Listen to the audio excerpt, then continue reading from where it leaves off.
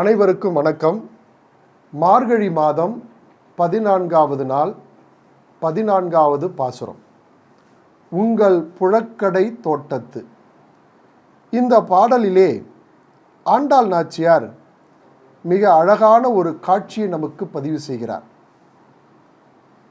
உங்கள் புழக்கடை தோட்டத்து வாவியுள். வாவி என்றால் தோட்டம் என்று அர்த்தம்.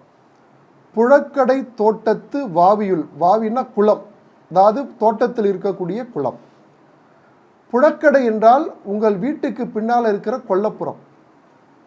உங்கள் புழக்கடை தோட்டத்து வாவியுள் செங்கழு நீர் வாய் நெகிழ்ந்து ஆம்பல் வாய் கூம்பினகான் செங்கல் பொடி கூரை வெண்பல் தவத்தவர் தங்கள் திருக்கோயில் சங்கிடுவான் போதந்தார் எங்களை முன்னம் எழுப்புவான் வாய்பேசும் நங்காய் எழுந்திராய் நாணாதாய் நாவுடையாய் சங்கோடு சக்கரம் ஏந்தும் தடக்கையின் பங்கையர்கண்ணானை பாடிலோர் எம்பாவாய்.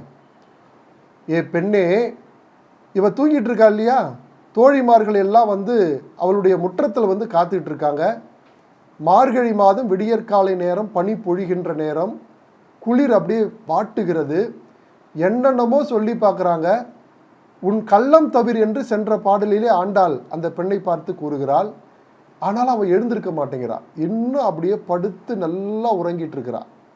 அப்போ மேலும் இந்த தோழிமார்கள் எல்லாம் கூறுகிறார்கள், உங்கள் புழக்கடை தோட்டம், உங்கள் கொல்லப்புறம் இருக்கு இல்லையா, கொல்லப்புறத்துக்கு பின்னால ஒரு பெரிய தோட்டம் இருக்கு. அந்த தோட்டத்தில் ஒரு பெரிய குளம் இருக்கு. வாவியுள். வாவின்னா குளம்.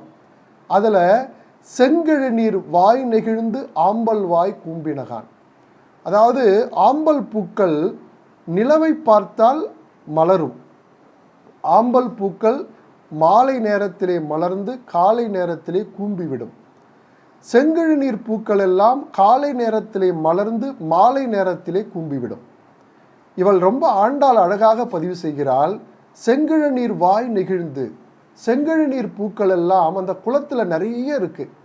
அது விடியற்காலை நேரம் வந்துவிட்டது என்பதை உணர்த்தக்கூடிய வகையில் அவைகள் எல்லாம் மலர்ந்திருக்கின்றன. ஆம்பல் வாய், ஆம்பல் பூக்கள் எல்லாம் தனது வாயை மூடிக்கொண்டு விட்டன. இது இயல்பாக இயற்கையாக நிகழக்கூடிய ஒரு அற்புதமான நிகழ்வு.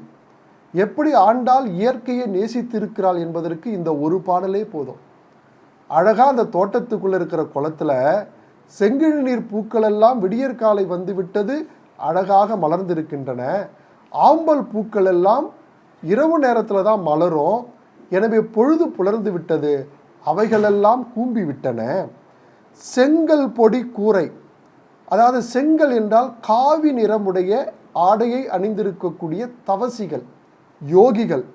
அவர்கள் வெண்பல் தவத்தவர். அவர்களுடைய பற்கள் எல்லாம் வெள்ளை வெளியேறு என்று இருக்குமா. ஒழுக்கத்திலே சிறந்து விளங்கக்கூடியவர்கள். அப்பேற்பட்ட அந்த காவி நிறமுடைய ஆடையை அணிந்திருக்கக்கூடிய தவசிகள் எல்லாம் தங்கள் திருக்கோயில் சங்கிடுவான் போதந்தார். அவர்களெல்லாம் கண்ணன் எம்பெருமானுடைய திருக்கோயிலுக்கு சென்று சங்கநாதத்தை எழுப்பி அந்த இறைவனை வழிபட ஆரம்பித்து விட்டார்கள். இதெல்லாம் உன் காதில் கேட்கலையா? இன்னும் நீ நல்லா தூங்கிட்டு இருக்கியே. பொழுது புலர்ந்து விட்டது என்பதற்கு செங்கழு நீர் பூக்கள் எல்லாம் மலர்ந்து விட்டன, ஆம்பல் பூக்கள் எல்லாம் குவிந்து விட்டன. ஞானிகள் எல்லாம், காவி நிறம் உடுத்திய ஞானிகள் எல்லாம் கோயிலுக்கு சென்று சங்கநாதத்தை எழுப்பி இறைவனை வழிபடுகிறார்கள். இதெல்லாம் உன் காதில் கேட்கவே இல்லையா?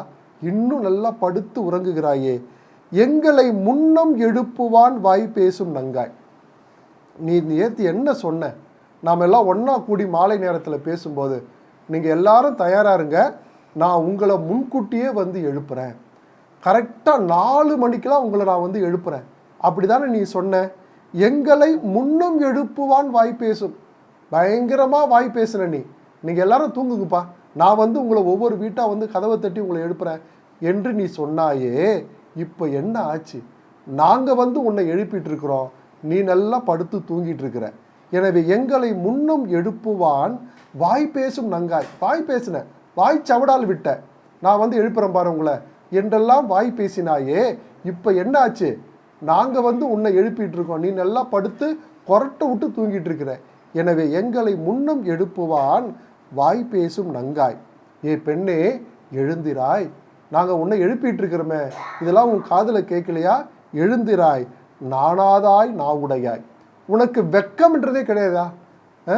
நேற்றுமா வாய்க்கிழியே பேசினேன், நான் உங்கள் எல்லாரையும் முன்கூட்டியே எழுப்பிடுன்னு சொன்னேன், உனக்கு நாணமே கிடையாதா? வெக்கமே கிடையாதா? நாவுடையாய், என்ன நீ நேற்று ஒன்று பேசுகிற, இன்னைக்கு ஒன்று பேசுகிற, நேற்று எழுப்புறேன்னு சொன்னேன், இன்னைக்கு என்ன படுத்து உறங்கிட்டு இருக்கிற? நாவுடையாய், சங்கோடு சக்கரம் ஏந்தும் தடக்கையன். ஒரு கையிலே சங்கையும் ஒரு கையிலே சக்கரத்தையும் எழுந்திருப்பவன் எம்பெருமானாகிய அந்த கண்ணன் எம்பெருமான். அவனுடைய திருக்கோயிலுக்கு சென்று நாம் அவனை பாட வேண்டும். பங்கையர் கண்ணானை பாடிலோர் எம்பாவாய். பங்கையனா தாமரை, தாமரை மலர் போன்ற அழகிய திருக்கண்களை உடைய அந்த கண்ணன் எம்பெருமானுடைய புகழை நாம் பாட வேண்டாமா? அவனுடைய அருளை பெற வேண்டாமா? நீ இன்னும் படுத்து உறங்கி கொண்டிருக்கிறாயே, இதெல்லாம் சரியா என்று ஆண்டாள் நாச்சியார் தோழிமார்களும் அந்த தூங்கிக் கொண்டிருக்கக்கூடிய ஆட்சியரை பார்த்து கேட்பதாக இந்த பாடல் அமைந்திருக்கிறது. உங்கள் புழக்கடை தோட்டத்து வாவியுள் செங்கிழநீர் வாய் நெகிழ்ந்து ஆம்பல் வாய் கூம்பினகான் செங்கல் பொடி கூரை வெண்பல் தவத்தவர் தங்கள் திருக்கோயில் சங்கிடுவான் போதந்தார் எங்களை முன்னம் எழுப்புவான் வாய் பேசும் நங்காய். எழுந்திராய், நாணாதாய் நாவுடையாய், சங்கோடு சக்கரம் ஏந்தும் தடக்கையின் பங்கையர் கண்ணானை பாடிலோர் எம்பாவாய். ஆண்டாள் திருவடிகளே சரணம். அடியேன் சரணம்.